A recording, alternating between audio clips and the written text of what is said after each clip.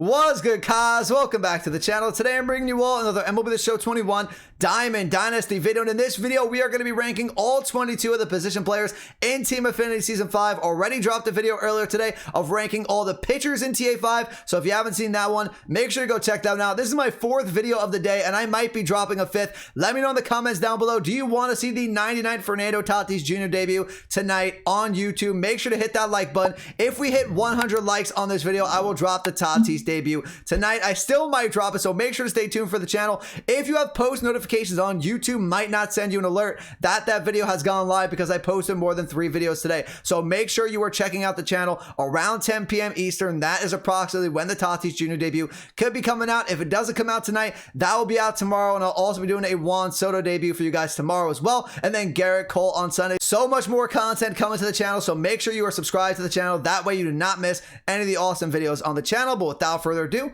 hope you all enjoy the video, and let's get it. Minica, watch me on Twitch, ooh, I'm streaming. I'm on YouTube, subscribe to the channel, red button beaming. Let's get that sub count, take over YouTube, ooh, we teaming. My content so hot, ooh, yeah, I'm steaming. Ooh, yeah, I'm steaming. Red button beaming.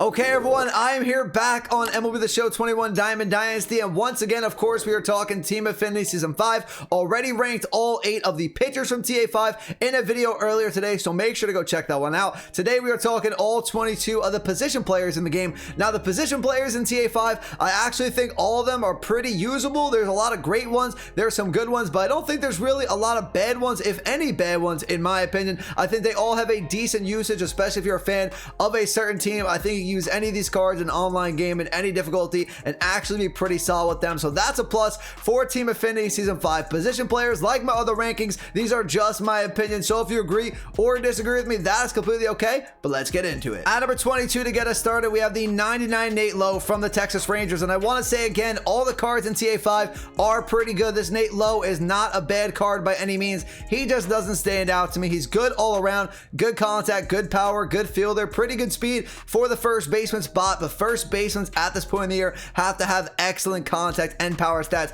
if you want to hang with guys like Lou Gehrig, Babe Ruth, and this Nate Lowe card cannot get that done. Does have third base secondary though. Once again, not a bad card, just not a great card. At number 21, I'm going to go with Ryan Mountcastle here. Another first baseman with good contact, pretty good power numbers, decent fielder, and decent speed. Just doesn't stand out at the first baseman spot. Not a lefty bat, doesn't have great power, doesn't have great contact, not the best fielder in the world, doesn't have a great swing. Mountcastle at 21. At number 20, we have Paul Goldschmidt. This just shows you how many first basemans we have in TA5. And at this point in the year, we don't need more first basemans. Babe Ruth, Lou Gehrig, they're going to be the end game first basemans in the game, in my opinion. But Paul Goldschmidt, another solid first baseman, just not another great first baseman. Good power, good contact. Once again, he's better against lefties than the last 2 first basemans that we talked about, but not great against righties. That's what holds him back from being a better card in this game, because the best pitchers in the game are righties. Decent defender though, decent speed, not a bad card. At number 19, we have Jonathan India, a good second baseman all around, good contact, good power, good in the field, and good speed. Just doesn't stand out anywhere. There are better second baseman options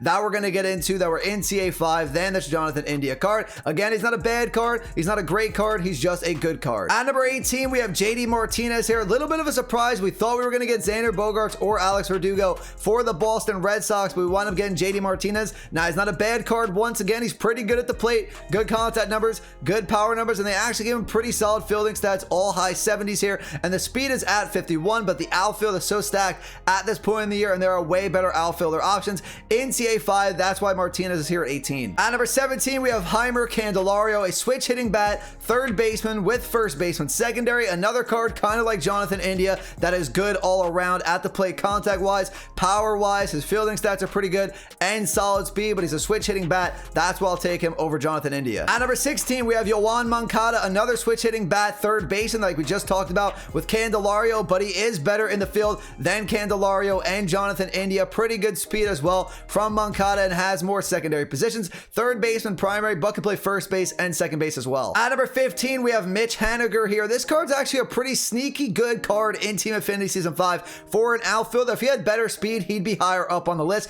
because he has really good hitting stats, really good against lefties, especially 117 contact against lefties, 125 power against lefties. But like I said, the better pitchers in this game are righties. He's not the best against righties, but he's not bad. 100 contact against righties, 113 against lefties. Pretty solid fielding stats, high 70s, low 80s. Speed is at 61, so this card's pretty solid. If he had better speed, a little bit better fielding, he'd be higher up on the list. At number 14, we have Freddie Freeman here, and Freddie Freeman is a good first baseman, but he's not the best first baseman in the program. He's good at the plate, good contact, good powers. Freddie Freeman cards always have really, really good swings. He's a lefty bat, and he's one of the better fielding first basemen. Now, you don't need a gold glove first baseman, in my opinion, in the game, because the first baseman spot doesn't get too much action in the game. You could actually get away with having like a bronze defender, kind of like David Ortiz, Frank Thomas there, but it doesn't hurt to have some pretty good fielding stats, and Freddie Freeman can help you out with that. Also has some decent speed, so Freddie Freeman kind of middle of the pack card. At number 13, we have Brandon Lowe here. Now, this card is good all around, but he stands out to me somewhere, and that is the power category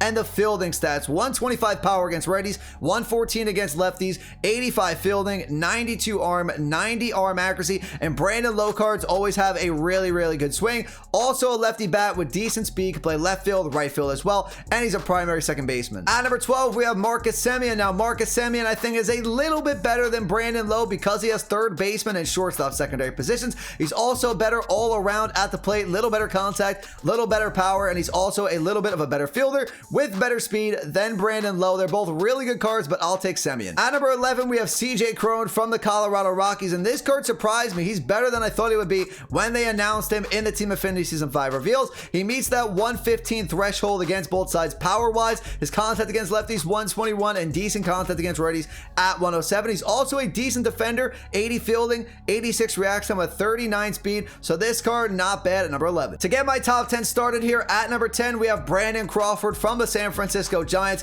Feel bad for this card a little bit because he's in the same division as Fernando Tatis Jr., and that card is just way better than this Brandon Crawford card in all aspects, but this Brandon Crawford card is still not bad. He does have second baseman and third baseman secondary. He has good contact against both sides, especially against righties, 123 contact against righties, 110 power against righties. He's a very good fielder as well, 99 fielding, 99 reaction with 85 arm, and 91 arm accuracy. A knock on this card, though, is his speed for a shortstop, only 38 speed, 43 steal. That holds him back just a little bit, but he does make the top 10. At number 9, we have Patrick Wisdom, another card that really surprised me. He has max power against both sides, 125 against righties and lefties, contact a little low for higher difficulties, Hall of Fame and Legend, but if you're playing on All-Star or lower difficulties, this card could be your first baseman or your third baseman, whatever you want to do, because he has great defense and really good speed for the first baseman spot, third baseman spot, and a really good swing in the game, in my opinion. So this Patrick Wisdom card really surprised me. He's really good. At number 8, we have Brian Reynolds here, and this card is really, really good all around. Excellent contact against both sides. He's a switch hitting bat. He has decent power numbers against both sides,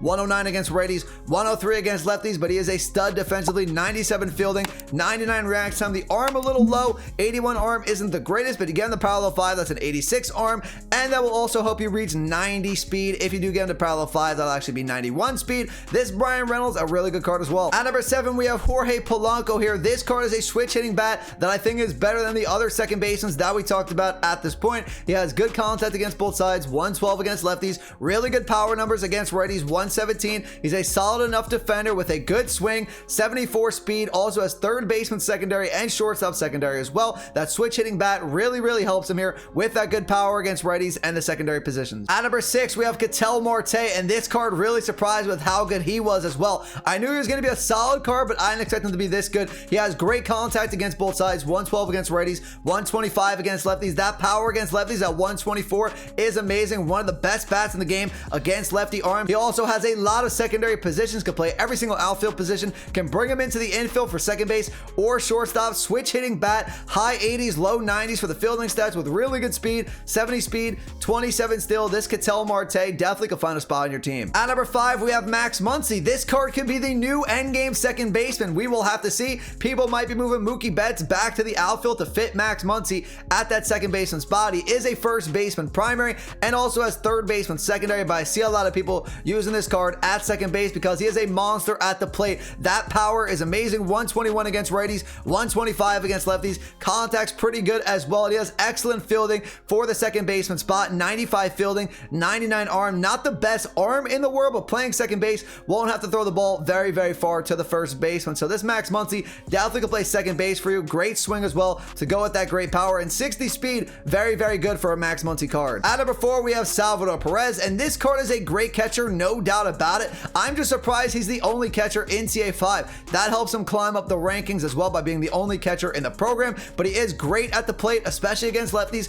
120 contact against lefties, 125 power against lefties, not a slouch against righties either. Solid contact, great power against righties, and he's really, really solid in the field now. The 97 Salvador Perez was a little low in the fielding stats, but this Salvador Perez, 99 overall, mid to high 80s, low 90s in all the fielding stats with 43 speed. This Salvador Perez is the best primary catcher in the game, in my opinion, but not the best catcher in the game with secondary positions because of that new Jimmy Fox. At number 3, we have Kyle Tucker. And did anyone get super surprised by this Kyle Tucker card? This Kyle Tucker card completely blew me away when I saw the stats because his swing is absolutely amazing in game, and you're giving him 120 contact against righties, 117 against lefties, great power numbers against both sides, 112 against righties, 120 against lefties. I will take that every single day of the week. I think there's definitely a spot on God Squads for Kyle Tucker towards the end of this game because he's pretty good defensively as well. 91 fielding, 81 arm, 74 arm accuracy, 95 reaction time, that's 68 speed, 70 steal, get him the parallel 5, that's high 90s fielding stats with an 86 arm, 70 plus speed. This Kyle Tucker card really surprised me. He is a great card here at number 3. And talking about great swings, at number 2, I don't think there's anyone better in the game in the outfield, in my opinion, with a better swing than Juan Soto. So happy this card was the 99 finest card, and definitely will be doing a debut for Juan Soto tomorrow on the channel, so make sure to stay tuned for that. But this card, just amazing at the plate. 125 against righties, 115 contact against lefties, power numbers great against both sides, 117 against righties, 111 against lefties. But what really surprised us is that they gave him really good fielding stats. 88 fielding, 78 arms, 76 arm accuracy, and 93 reaction time. We'll definitely take that for a Juan Soto card because normally his cards have way worse defense. 58 speed, now that's not going to be great. Little slow in the outfield, but getting the parallel 5, that is 63 speed. This Juan Soto going to be an endgame card, no doubt about it. And the best card in Team Affinity Season 5, no doubt about it, at number 1 is Fernando Tatis Jr. They absolutely juiced this card. Shortstop, primary, but can play second base, third base, and every single outfield position. He has max power against both sides, 125 against righties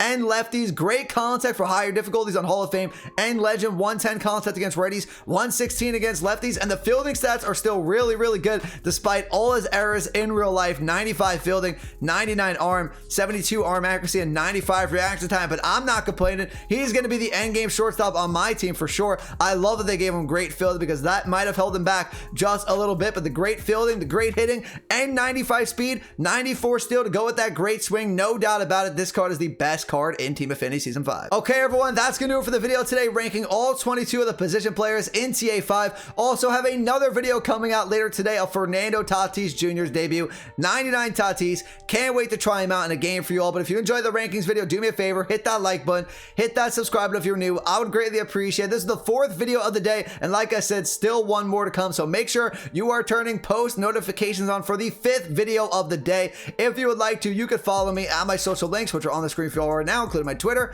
TikTok, Instagram, Twitch, stuff like that. But that's gonna do it for me today, everyone. I will see you on the next video. Have a great rest of your day. Peace out.